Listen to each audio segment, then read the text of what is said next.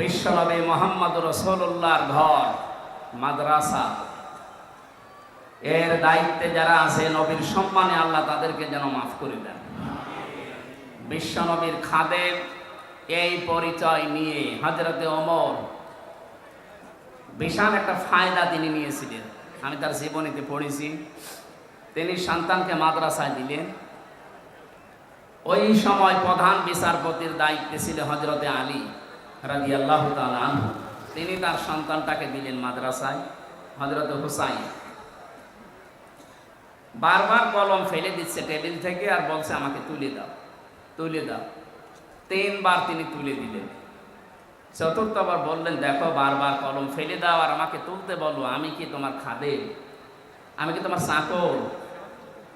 হযরত হুসাইন তিনি বললেন যে তুমি শুধু চাকর না, খাদেম না, তুমি খাদেমের মাচ্চা খাদেম।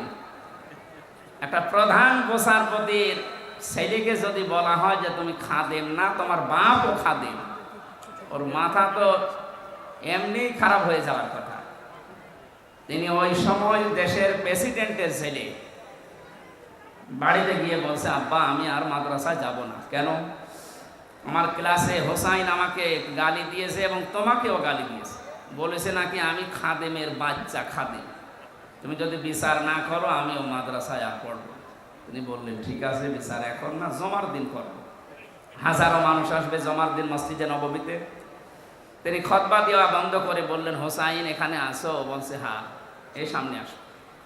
তুমি ক্লাসে সবার সামনে আমার ছেলেকে আব্দুল্লাহকে খাদেমের বাচ্চা খাদেম বলে গালি দিয়েছো, অপমান করেছো। বলছে হ্যাঁ। কেন করলে?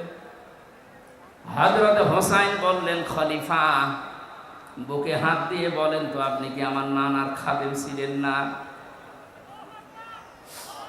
হযরত ওমরের কথা বন্ধ হয়ে গেছে, চোখ দিয়ে দর দর করে পানি ঝরছে। ডাক দিয়ে বলে, নবীর সাহাবীরা বিচার হয়ে গেছে।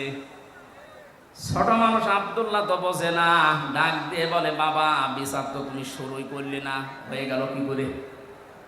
হযরত ওমর বলে, সন্তান যে বিচার করেছি এটা দুনিয়া না, মরণের পরেও কাজে লাগবে। ও হোসাইন, তুমি যে কথাটা বললে এটা কি লিখে দিতে পারবে? আমি একটু দলিল চাই। ছোট মানুষ তো আবেগে বলছে, নিয়ে আসেন, খাতা কলম নিয়ে আসেন। কাগজ নিয়ে এসেছে, খেজুর পাতা। উনি লিখে দিলেন, ওমর আমার নানার খাদেম ছিল, আমি দেখেছি, ইতি হুসাইন ইবনে আলী। সই করে দিলাম, যান। কাগজটা হাতে নিয়ে হযরত ওমর চুমা খেলেন, চোখে মুখে লাগিয়ে বললেন, নবীর সাহাবীরা আমি যখন মারা যাব এই কাগজটা আমার কাফনের ভেতরে দিয়ে দিও। কিয়ামতে যদি আমার জীবনের কিছুই কবুল না হয়, আল্লাহ যখন আমাকে দাঁড় করাবে তার সামনে, জীবনে কিছুই যদি আল্লাহর ভালো না লাগে, তো কাগজটা তুলে আল্লাহকে দেখাবো, রব্বুল আলামিন দেখো তোমার নবীর নাতি লিখে দিয়েছে আমি নবীর খাদেম ছিলাম, এই ওসিলা হলেও তুমি আমাকে মাফ করে দাও। জান্নাতের গ্যারান্টি জীবিত অবস্থায় পেয়েছিলেন। তারপরও এই চিন্তা ছিল তার, নবীর এই ঘরের দায়িত্ব 65 বছর যারা পালন করছে, অনেকে কবরে আছে, ওরাও হযরতে ওমরের মতো একটা কিছু নিয়ে আল্লাহর সামনে দাঁড়াতে পারবে। এখন তিনি সভাপতির দায়িত্বে আছেন, আল্লাহ যেন হযরতে ওমরের মতো তাকে এই ব্যবস্থা কিয়ামতে করে দেন। বলেন বলেন। এতক্ষণ যারা আলোচনা রাখলেন, আপনাদের এই জেলার সন্তান মাওলানা আবুল বাশার জিহাদি দামাত বারকাতুহুল আলিয়া, আমার সফর সঙ্গে হয়ে সারা দেশে আমার সাথে থাকে বিভিন্ন মাহফিলে। মাওলানা হোসাইন আহমেদ মাহফুজ চুয়াডাঙ্গা, মাওলানা রবিউল ইসলাম আপনাদের খুলনার সন্তান এখানে আছেন, অনেক আলেম বসে আছে স্টেজে, আমি অনেকের নামও জানি না। আলেমদের হায়াতে তাজ্জেবা সিহাতে কুল্লিয়া কামনা করছি। ওয়ারাফা'না লাকা যিকরাক, বলেন আমিন। গত 2 দিন এখানে যারা কথা বলেছিলেন বাংলাদেশের প্রথিতযশা আলেমে দিন, তারা বিশেষ করে ডক্টর আবুল কালাম আজাদ বাশার ভাই, এবং গতকাল কথা বলেছেন মাওলানা মনিরুজ্জামান।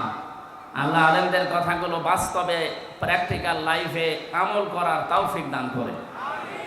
সামনে বসা মুসলমান ভাইরা, পর্দার আড়ালের সম্মানিতা মা এবং বোনেরা, প্রশাসনের ভাইরা, আমি আসার সময় যে গ্যাদারিং দেখলাম, মানুষ যে কি কষ্ট পাচ্ছে, আমরা এই জন্য বেশি সময় আপনাদেরকে কষ্ট দেব না। তাফসীর আকারে কিছু কথা বলার চেষ্টা চালাবো। আমার তাওফীক ইল্লা বিল্লাহ। যে আল্লাহ আমাদেরকে দয়া করে এখানে নিয়ে আসলে এটা আমাদের কৃতিত্ব না, আল্লাহর নিজের দয়া। সাবেক এমপি সাহেবকে এমপি বানাতে কমপক্ষে 3.5 থেকে 4 লক্ষ মানুষ লেগেছে, রায় লেগেছে, ভোট লেগেছে। কথা বলেন না কেন? এনারা নির্বাচিত করেছিলেন ওনাকে, উনি নির্বাচিত এমপি ছিলেন। আল্লাহ এই শব্দটা কোরআনে কারিমে সূরা তেলাওয়াত করলেন, আমার আগে যে কারি সাহেব উনি পড়ছিলেন। আমি ওই সময় মনে মনে ভাবছিলাম আল্লাহ আমাদেরকে আজকে নির্বাচিত করেছেন।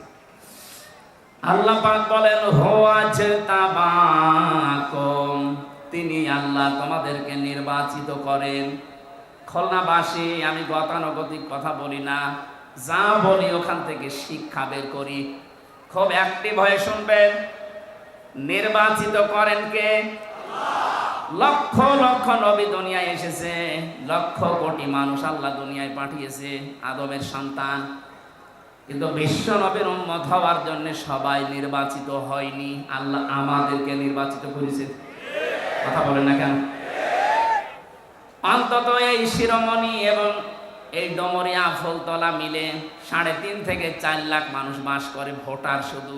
বাকি আরো 4 লাখ যদি ধরেন তাও 8-9 লাখ হবে। এতগুলো মানুষের ভেতর থেকে মাত্র এই লক্ষাধিক মানুষকে আল্লাহ নিয়ে আসলেন। এতে বোঝা যায় আল্লাহ আমাদেরকে নির্বাচিত করেছেন। এবার জবাব দেবেন বোঝা শোনার পর। নির্বাচিত করা হয় যে পদ্ধতিতে, ওর নাম নির্বাচন। ওর নাম কি? বলেন বলেন। নির্বাচন ছাড়া যদি কেউ নির্বাচিত হয় ওটা কি বৈধ না অবৈধ? আরে ভাই, আল্লাহ তো নির্বাচিত করেন। অথচ 15.5 বছরে দুঃখজনক হলেও সত্য, নির্বাচন পদ্ধতিটাই নষ্ট করে ফেলেছে। তারপর 4-5 দিন উনি বিভিন্ন দেশের মডলদের কাছে কথা ছড়াচ্ছে যে আমি নির্বাচিত সরকার ছিলাম, আমাকে জন্ম উৎখাত করেছে। এটা তাহা মিথ্যা কথা। আপনি যদি শয়তানকেও জিজ্ঞাসা করেন যে 15.5 বছর যারা ছিল ওরা কি নির্বাচিত, শয়তান বলবে ভণ্ডামি করার জায়গা পান না। শয়তানও বিশ্বাস করবেন। আপনি যদি ঘোড়াকে জিজ্ঞাসা করেন যে 15.5 বছর যারা ছিল তোমার তো কিছুই নেই, অন্তত একটু মাথা নাড়াও যে এরা কি নির্বাচিত ছিল, ঘোড়া দাঁত বের করে হাসবে। বলে কি? অথচ আমরা একটা হাসির মুখে এই কথা শুনতে পাচ্ছি, উনি সারা বিশ্বের বিভিন্ন মডলদেরকে বলছে আমি নির্বাচিত ছিলাম। আর নির্বাচনই তো হয়নি, আপনি নির্বাচিত হইলেন কি করে? নির্বাচনের আগে যেখানে 154 জন হয়ে যায় এবং দিনের ভোট যেখানে রাতে হয়ে যায়, এটাকে আমি বানিয়ে বললাম। আমার সাথে এক ওসি ছিল, আমি নাম নিলাম না, নুসরাত হত্যা মামলার এক ওসি ছিল। উনি আমার একদিন বসে হুজুর তাওবা করেন কিভাবে বলেন তো? বললাম যে তাওবার এই যে এই নিয়ম আছে কোরআনে হাদিস। উনি আমারে বলছে আপনি আমার তওবাটা শোনেন। ঠিক আছে বলেন। যে এই যে নির্বাচন গেল, আমি আমার দলবল যা আছে তাদেরকে নিয়ে রাত 12টার পরে আল্লাহর নামে ভোট কাটা আরম্ভ করলাম।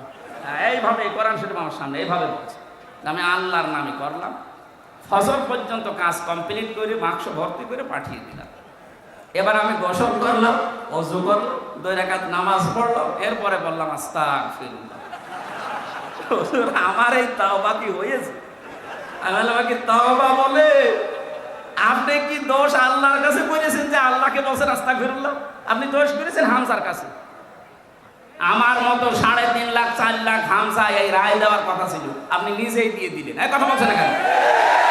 এটা কি শুধু ওসি একা দিয়েছে না সারা দেশে অবস্থা এক? তাহলে আপনি দিনের ভোট রাতে করে ফেলেছেন, তারপরও বলেন আমি নির্বাচিত। আপনার লজ্জা করে না? লজ্জা তো নেই, করবে কি? এক ছেলে এসে কাঁদছিল বাবার কাছে। ওই কাঁদিস কেন? কথা বলছেন কাঁদিস কি? বলবি তো, মন খারাপ করে বল কাঁদিস কি, সমস্যা কি? রেজাল্ট দিয়েছে। রেজাল্ট দিয়েছে তো বললেই তো হয়, তুই ফেল না পাস। যা আব্বা ফেল করলে তো কথা ছিল, ছিলাম 5-এ, নামিয়ে দিয়েছে 3। এখন আমারও 5-এ উঠতে আর 2 বছর লাগবে। আপনি যা করে গেলেন, আমি বাকিটা না নাই বললাম। কি বলবো আর? আপনি 5-এ ছিলেন, 3 নেমে গেছে। আজকে বাংলাদেশের অবস্থা এই, আপনার আর 5-এ নেই, এখন 5-এ উঠতে আপনাকে এখনো 2 বছর পড়াশোনা করা লাগবে। সুতরাং নির্বাচনের এই ব্যবস্থা যারা ধ্বংস করে দিয়েছেন, নষ্ট করে ফেলেছেন, আমরা অন্তর্বর্তীকালীন সরকার যারা আছে আহ্বান জানাই দেশের জনগণ, বেশি সময় না নিয়ে খুব তাড়াতাড়ি অল্প সময়ের ভেতরে একটা সম্মানজনক সময় নিয়ে একটা নির্বাচনের মাধ্যমে নির্বাচিত সরকারের হাতে দেশটা তুলে দিন। তাহলে যে ষড়যন্ত্রগুলো চলছে এগুলো অটোমেটিক বন্ধ হয়ে যাবে। আর যদি এভাবে থাকে ওরা নতুন নতুন ইস্যু তৈরি করে আবার এই দেশটাকে ঘোলাটে করবে, আমরা এই ঘোলা পানিতে আর মাছ শিকার করতে দেব না ইনশাআল্লাহ। সুতরাং নির্বাচিত হয়ে আমরা এখানে বসে আছি, আল্লাহর নির্বাচিত। কার? মাইয়ারিদিল্লাহু খায়রা ইউফাক্কিহু ফিদ্দীন। আল্লাহ যার কল্যাণ কামনা করেন তাকে দ্বীনের জ্ঞান দান করেন। এখানে এসেছে আজকে দ্বীনের কিছু পাওয়ার জন্য না।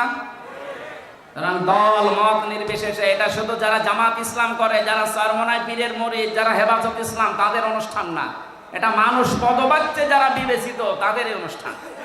এখানে সব ধরনের মানুষ এখানে আছে, কথা বলে না কেন? কোরআনে কারিমে আল্লাহ তাই দিয়েছেন, হাদা বায়ানুল লিন্নাস, এটা মানুষের জন্য বর্ণনা। কোন মানুষ? এই যে লিন্নাস, এখানে আলেম আছে যারা, তাদেরকে বলছি লাম শব্দটা আরবি গ্রামার অনুযায়ী 19টা অর্থে ব্যবহার হয়, আর বালাগাত মান থেকে ব্যবহার হয় 13টা অর্থে। এখানে 9 নম্বর অর্থ আছে বালাগাত মান থেকে। আমি পড়েছিলাম আলেমে থাকতে, আমি দেখেছি লাম ব্যবহার করা হয় জীবিত মানুষদের জন্য। কাদের জন্য? এ কোরআন শরীফ আল্লাহ বর্ণনা করার জন্য, বক্তব্য দেওয়ার জন্য দিয়েছেন জীবিত মানুষদের সামনে। কাদের সামনে? দুঃখজনক হলো সত্য, 15.5 বছরে আমরা জীবিত মানুষদেরকে কোরআন শোনাতে এই খুলনায় পারিনি। বলেন যে কেন এইগুলো অনুষ্ঠান হতো না? আমাদের কানে কানে এমন কথা বলা হতো যে মানুষ মরে গেছে, এরকম কথা বলে।